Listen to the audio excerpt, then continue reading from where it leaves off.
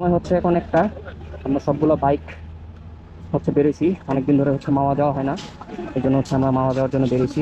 1 2 3 4 5 6 7 8, total হচ্ছে 8টা bike আমরা যাচ্ছি মাওয়া।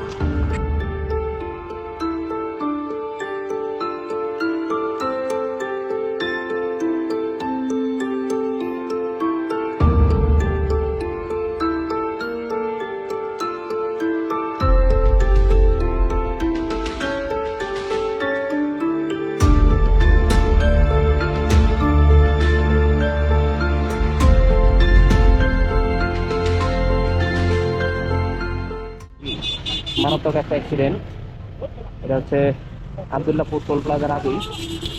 মাওয়া রোডে আসলে সর্বোচ্চ সতর্কতার সহিত আসলে আসা উচিত, কারণ এই যে অ্যাক্সিডেন্টগুলো দেখো কি অবস্থা, মারাত্মক লেভেলে যাচ্ছে।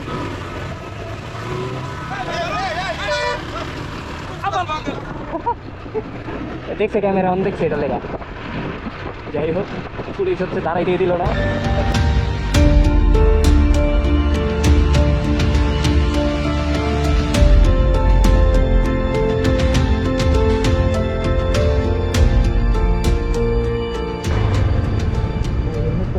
আমরা হচ্ছে এখন আবদুল্লাহপুর টোল প্লাজায় আছি।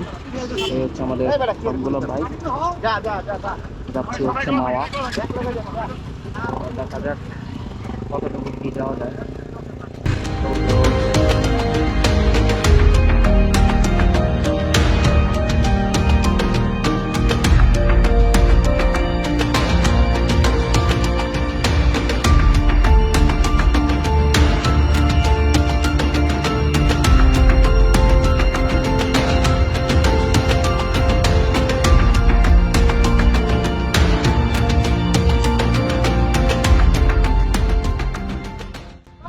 আমরা আমরা এখন আছি মাওয়া ঘাটে। অনেকদিন পরে আসলাম মাওয়া ঘাটে। মাওয়া ঘাটের নাইট ভিউ হচ্ছে কাইন্ড অফ এরকম, একেবারেই খালি। এখন আসলে পদ্মা সেতু হয়ে যাওয়ার পরে মানুষ হচ্ছে সব ওখানে চলে যায় মাওয়া ঘাটে।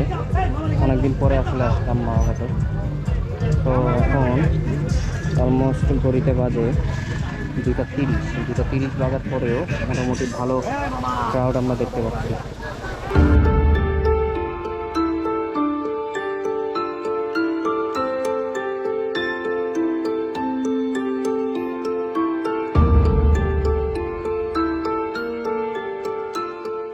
আমাদের রান্নার প্রসেসটা আলাদা, খাবারের টেস্ট হওয়ার কারণ হচ্ছে একটা জিনিস, সরিষার তেল। হচ্ছে সরিষার তেল। ভাইয়া, তেলটা কি আপনাদের নিজেদের? সরিষার তেল নিজেদের না, মানে রাঁধুনির না, বোতল রাঁধুনির, কিন্তু তেল নিজেদের না? না, নিজের। আচ্ছা আচ্ছা।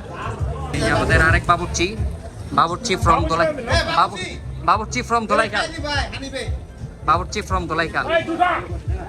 ভাই এটা কি মাছ? হ্যাঁ, হাউ মাছ? আমি তো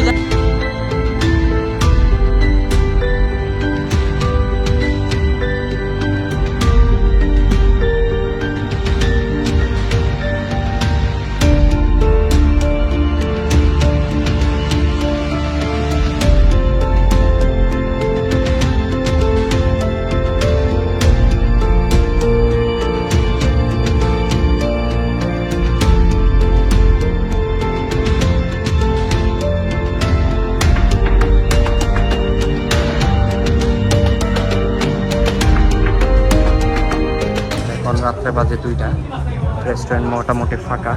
এই আমাদের আরেক বাবুর্চি ভাই। মাশাল্লাহ মাশাল্লাহ, মিষ্টি খাইতেছি আমরা তাহলে, ইলিশের সাথে মিষ্টি ফ্রি।